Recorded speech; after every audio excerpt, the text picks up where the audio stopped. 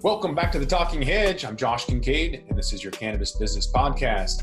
Today, we're going to dive into a couple of reports, one from BDS Analytics about the $20 billion CBD race, and the other from Headset titled Understanding the CBD Market and State Legal Cannabis. The $20 billion CBD race, cannabidiol, more commonly known as CBD, is one of more than 100 naturally occurring phytocannabinoid compounds found in the makeup of the cannabis family plant and has been the subject of scientific research since the 40s. It's not a new concept. The recent rise in use and popularity can be primarily attributed to the onset of cannabis legalization across the U.S. and most recently the passage of the 2018 Farm Bill, which legalized cultivation of hemp with cannabis that has less than 0.3% THC by weight. So this BDS Analytics report dives into U.S. sales of cannabis and hemp-derived CBD products, which is expected to surge to $20 billion by 2024. With sales less than $2 billion last year, the forecasted 49% compounded annual growth rate through 2024 is staggering. So the use of CBD products within legal state markets has maintained a significant lead against other markets. Dispensaries, for example, accounted for 65% of all CBD dollar sales in 2018. Well, ingestibles are leading the popularity, but it's interesting to note that the high share of CBD product sales within dispensaries has also experienced a sharp uptick in markets tracked by BDS Analytics. It's funny. You don't think too much about running out and buying a CBD joint, right? I mean, I do on occasion, but you don't, but on the other hand, grabbing an edible or a topical makes sense, and as does tincture. And then again, so I got a question for you, Kron. So that growth curve, have you ever, give me a market parallel. What in my lifetime would I have seen that would have been similar? I mean, that seems like a phenomenal projected growth curve. Year over year to have more than double is really good. On 4/20, we see 111% increase in sales just in one day, but that day comes and goes. So to see a product increase like that stick is phenomenal, and yet it's still really low overall in terms of its popularity. Topicals and tinctures just aren't selling because people aren't comfortable going into that dispensary. They don't know what to expect. They don't know what it is. They don't really have that trust yet. So they're going to places like CVS and Walgreens. Non-dispensary retail channels, they're expected to rapidly rise in popularity and profit and sales over the next 5 years. So general categories like the merchant sales, e-commerce, grocery, drug, and others will likely account for a larger portion within that same period, capturing 74% of the total CBD sales by 2024. So that natural product channel is early leaders among the general retail channels with significant spending growth over the forecast period. And we're already seeing CVS gobble that up. Amazon, not so much, but they're definitely not going to be going into dispensaries or these cannabis retail shops to get CBD. Well, I don't think you can, right? I mean, the whole thing of like, if there's $2 billion done today in that biz, and you're talking about doing 20, right? And then you look at the, essentially the fragility of today's existing dispensary model, for instance, in Washington or Oregon, where you're like, well, could you imagine pushing that much business through these stores? And it's just not a reality. You'd have literally a line of people out the door waiting to buy their CBD every day. Now, in the end, commerce is going to do what commerce is going to do. Once it gets to the point where demand, overwhelms regulation, right? The next thing you know, somebody changes a rule, and all of a sudden Amazon is fulfilling CBD. And gosh, you can go to the corner store and look, here's a nice rack of hemp-derived options and those kinds of things, national brands, right? Because again, today, when you go into the store to buy pretty much anything, there is the concept of the national brand. Where's a national CBD brand? Well, right around the corner. Right. And yet there will be some market share taken away. 4th of July is coming up, and that's one out of, semi-annual. I think 4th of July and New Year's are probably the biggest sales for pets because of fireworks. So pet products have seen a rise in popularity. The second half of last year recorded sales for licensed dispensaries within it. Arizona and California, Colorado, Nevada, and Oregon saw an increase of 20% for infused pet products. And I would go probably to the dispensary or retail shop for pet products because my dog, who passed away of a tumor, a mast cell tumor, you can't get THC anywhere else. I gave her a 20-1, which is probably still a little bit too strong. But for her at that time, it felt like the right thing to do. She was in a lot of pain before we had to put her down. Sure. Even with fireworks, you've got to sedate them to a certain extent, and it's not going to be just CBD by itself. Well, right. I mean, yes and no. I mean, for instance, we find that with our pets, we've several cats, etc., that CBD by itself, actually, two of the three find it very calming and well, I mean, it's not like they've told me, but through watching them anecdotally, right? Very relaxing, and that's actually what we use. We don't involve any THC with them. So yeah, different people, different ways, right? And this is the thing. One of the things that's kind of interesting when you look at that growth curve, the nature of the gateway that something like a 4th of July, right? And you're sitting there, you're like, geez, my pet, I've heard about CBD. You know what? I'm going to go down there to that dispensary, right? You can literally see the cliche happening of, Chronic getting up, walking down and going and finding his first doggy biscuit with some CBD in it. Mm-hmm. Yeah, I guess technically you don't need THC for just fireworks. It was described, it was recently described that CBD and THC are like the gas pedal of a car, and the steering wheel are terpenes. So the effects that you want to get are determined by the terpenes. And so you don't really need THC necessarily. But it does kind of ask another question of like, who is buying these things and for what, trying to infer on that data. We're seeing that consumer markets are expected to grow in alignment with overall sales growth, though current consumer penetration for hemp-derived CBD products in the US is still only 15%. The expanded availability of products is expected to result in a significant rise in consumer use within the next 6 to 12 months. So the average US hemp-derived CBD consumers currently are about 50-50 male-female. Average age, 40 to 45. They have a higher education, more likely to be employed full time. And then it's interesting to note that the profile attributes, when taking into consideration that 54% of US adults overall do not understand the difference between THC and CBD, and almost 60% are confused over the perceived effects of hemp-derived products. I've definitely seen that, where I try to give my cousin a CBD vape pen because he gets really anxious on airplanes, was hesitant. He didn't even want to take it, didn't know what to do with it. Oh, same. I have dealt with people who love buying basically hemp joints because it's close, right? It's like a close cousin. And at the same time, the idea of handing them a real joint, no way, man. And again, it's just interesting, the nature of perception, and then, where things are today versus where they're going to be. Because certainly, a few years from now, what we think is going to happen versus what actually happens, really going to be kind of a trip, I'm sure. Yeah, what we want to do and what we're allowed to do is also going to be dictated here pretty soon. A lot of people with CBD are claiming that there's an array of health benefits from pain to acne relief. And so the FDA has issued very clear directive that it doesn't consider CBD to be a safe food additive. So the Farm Bill only cleared the road for hemp-based CBD to be included as an ingredient in the range of non-food products. So likely as a result of the CBD boom, the FDA has now announced that it will hold hearings on hemp-derived CBD as a food additive, indicating that it may consider its position.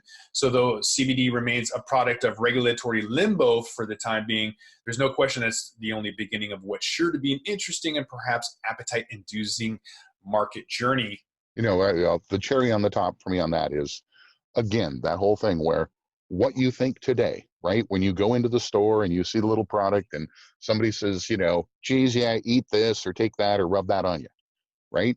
And again, a year from now, it's going to feel like 5 years of history's gone by, and you can bet the information is going to be pretty dramatically different with regards to what all the market has learned and what's being reported.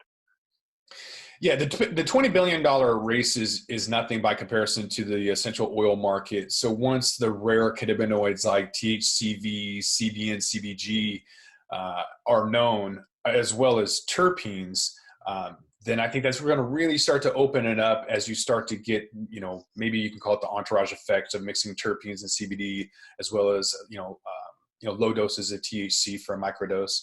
That's going to really start to open up a lot of things. I think take market share away from, alcohol, wine industry, as well as be an alternative to get people off the opioids. So a huge opportunity, especially if the government gets into it with these huge contracts. We've seen in San Francisco and Washington, safe injection sites, and they want to charge city taxpayers $100,000 to operate these things.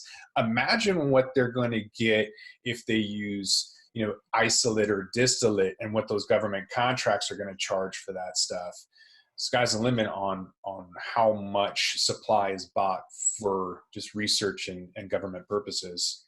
Oh yeah. Well, again, several 100 million people, right? And then some percentage of that's going to go play with this particular new thing because of all of the interesting information. And ultimately, when you look at, the different hemp farms, the different, the growth opportunity around the whole market, and at the same time, the big money coming in, it's an exciting space to be, brother. That's right. And Headset, who's partnered with that Nielsen, the TV rating agency, to kind of get a better understanding of the pop culture that cannabis is becoming. Headset's recently released a report called Understanding the CBD Market in State Legal Cannabis. So when it comes to cannabis, CBD is about the hottest topic there is, long revered by medical cannabis patients for its pain-relieving, non-psychoactive properties. The rest of the world has been slowly but steadily catching on, and since the first state legal cannabis market emerged. So you can see from the report, just by Google searches, the interest in CBD trends has just gone steadily up and up. So this isn't from Headset's database, but there's a fundamental understanding to kind of knowing what CBD market is just by what people are searching.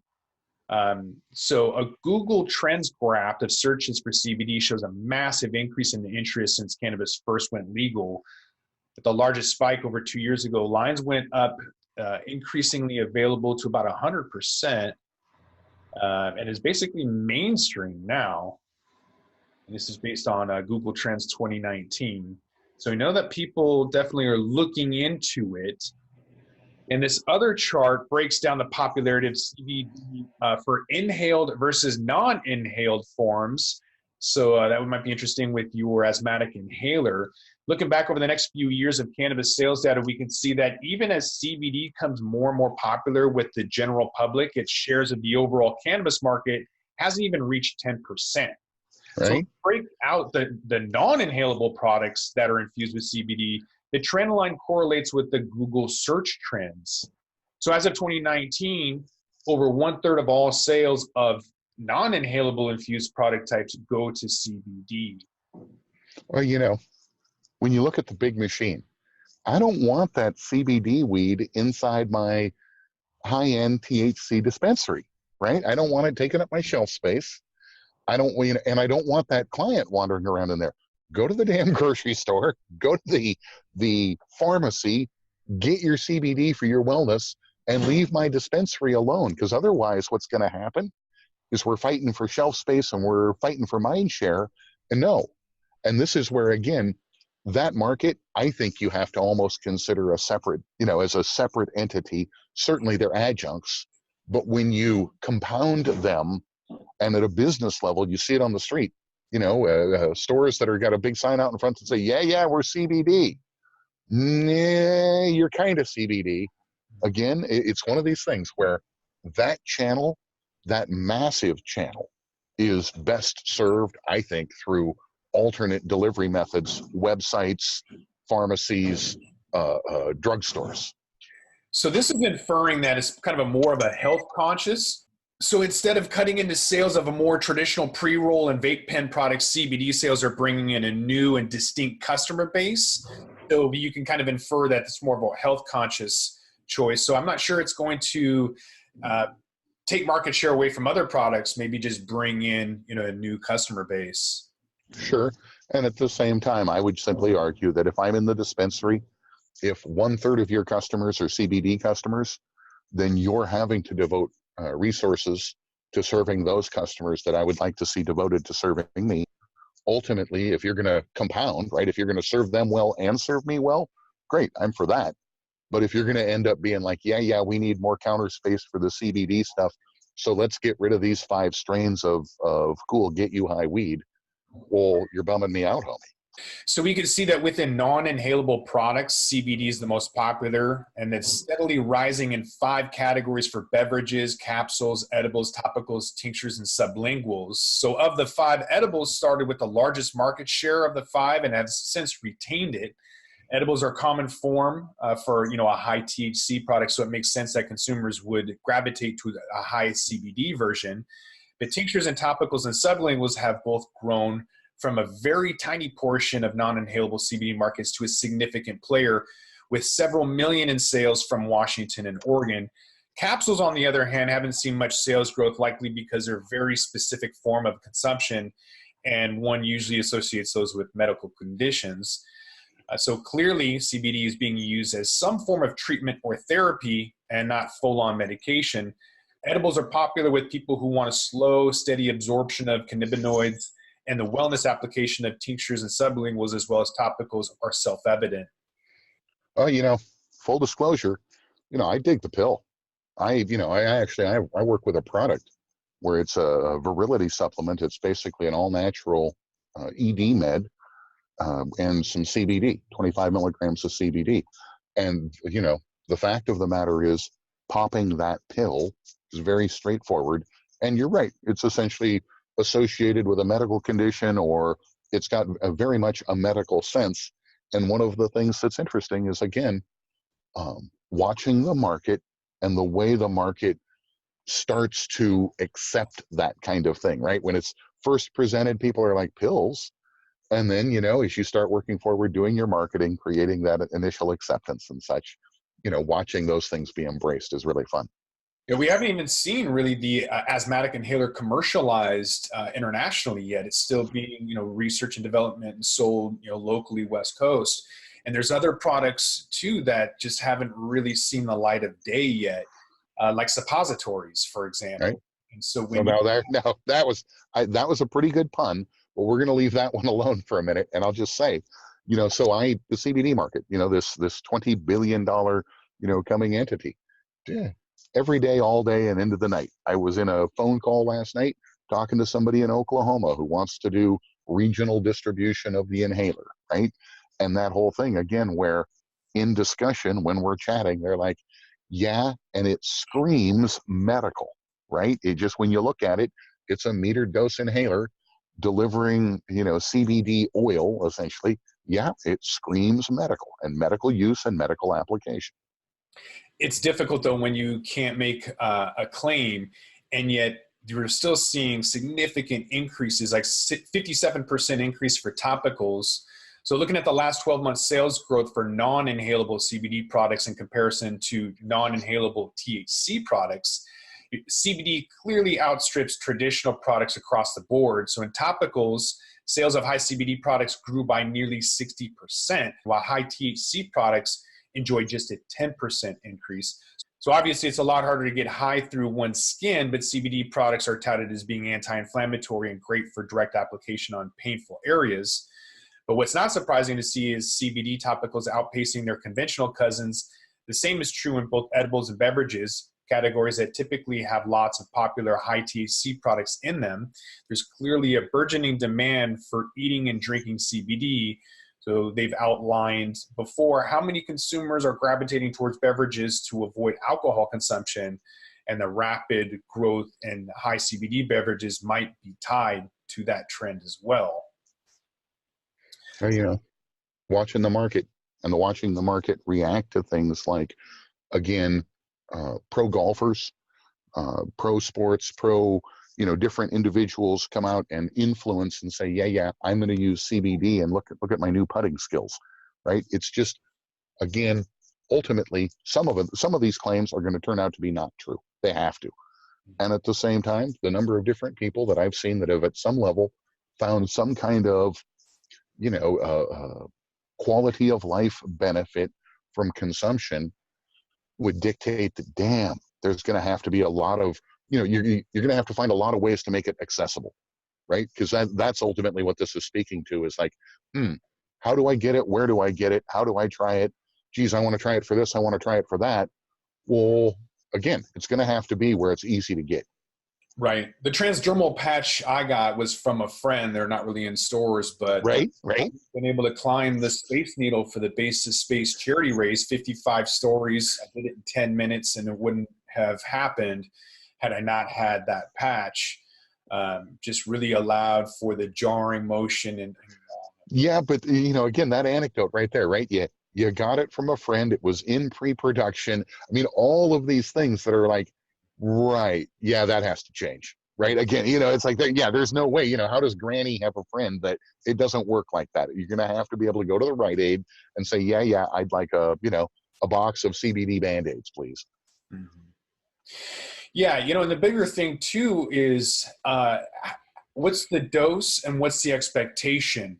And especially when you eat it, a lot of people who eat THC edibles, they overdose because they wait 20 minutes when it might take an hour for the effects to onset.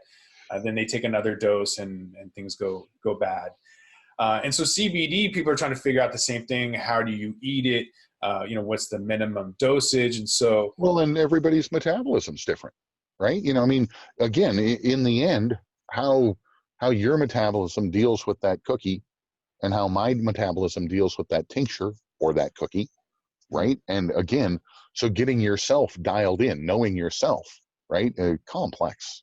Well, it's interesting because when you look at why people are Googling CBD, it's for health benefits. It's not to get high. People that want legalization of cannabis actually want it for medicinal purposes, not for recreational, let's get high.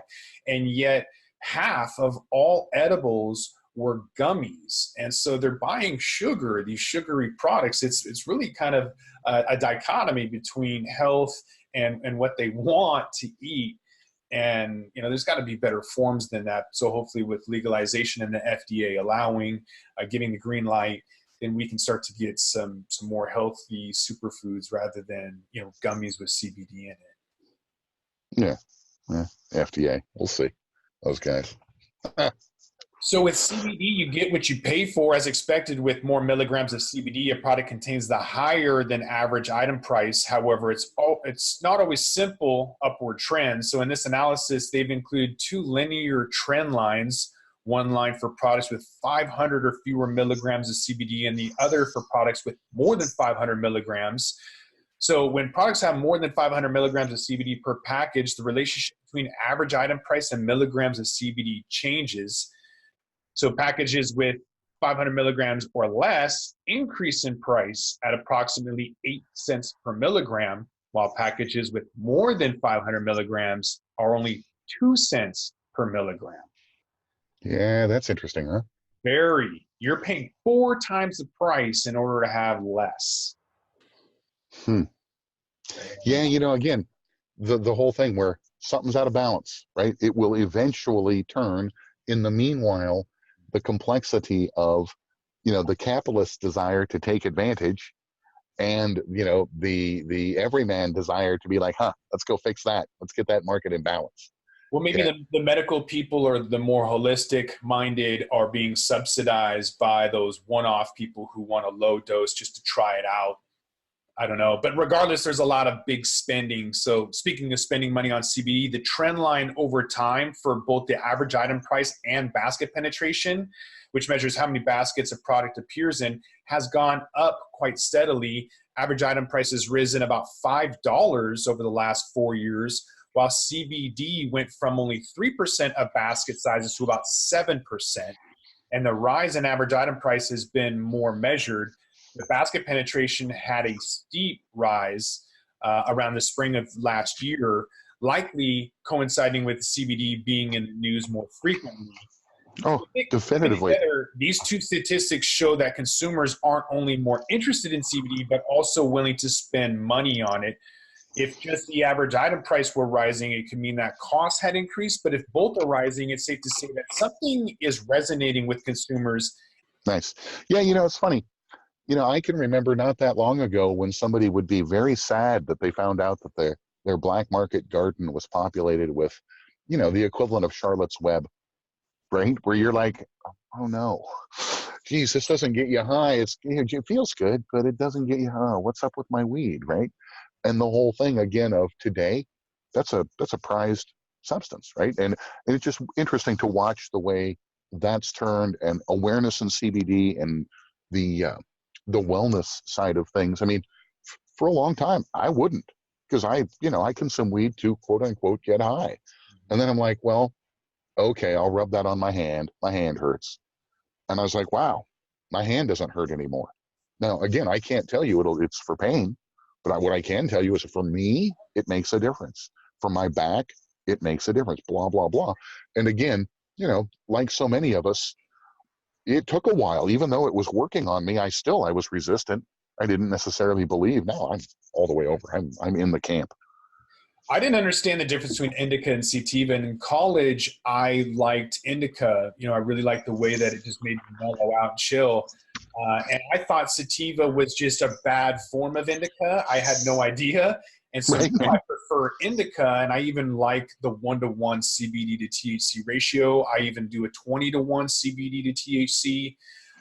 And so it's obvious to me why the average item price is increasing and why the basket sizes are increasing is because people just want more of it. My wife, who has a stressful job and has ulcerative colitis, benefits from CBD and terpenes. And if you have anxiety, all these issues that everybody has, once they start trying other things, they're going to increase the amount that they buy. And so big spending makes sense. Right. Well, let's close with this. One of the things that is, I guess, most prevalent in the CBD space would be the only way you're going to know. I'm not going to say to somebody, hey, you got to go try, but I will say this. Let's move that market bar faster. The sooner you run down to the store and buy your CBD dog biscuit for the 4th of July, the sooner we get to that $20 billion projection, Albie. Let's go. Let's go. So in conclusion, all signs of the report point to CBD becoming more and more popular, but we don't think it's hit a plateau. So while hemp-derived CBD has been available almost nationwide for a while, it's only recently hit traditional retail outlets. More consumer familiarity with the compound means more customers are able to be comfortable with the idea of cannabis, and clearly some of CBD's new mainstream audience is making its way into a dispensary. Sales and interest at licensed cannabis retailers has only gone up since the Farm Bill passed, perhaps even faster because of it, and also because the public is particularly fascinated with CBD as something of a miracle cure. It's becoming a common topic in scientific studies. So it might not mean that it's the next big life-saving antibiotic right away, but it also at least gets consumers Googling it. So as we've seen in this report, the increase in Google searches for CBD roughly parallels the increase in things like basket penetration and average item price in the state legal CBD world. So getting people to Google it might be half the battle. Either way, as a sector of the legal cannabis industry, it's not one that can easily be ignored. Where it once was a bit of a fringe item, though, some parents of epileptic children sought out. Now everyone in town is talking about it. Every ache and pain and sprain can be helped with CBD, it seems, and our data shows that reflects it. So if current trends continue, CBD will eventually take up the majority of sales among non-inhalable products and potentially even the cannabis industry at large, given how popular it is already and how popular it is set to become. CBD is a serious force to be reckoned with. In my opinion, CBD, a 1-to-1 THC ratio, will be the new blue dream. It'll be the most popular thing in, let's say, 18 months from now. A 1-to-1 CBD to THC ratio will be all the rage. You heard it here first on the Talking Hedge. Interesting. Nice. Well, hey, have a nice day. You too. Thanks. And with that, we're going to roll this one up. I'm Josh Kincaid. This is the Talking Hedge. Don't forget to like, share, and subscribe, or don't. And I'm out.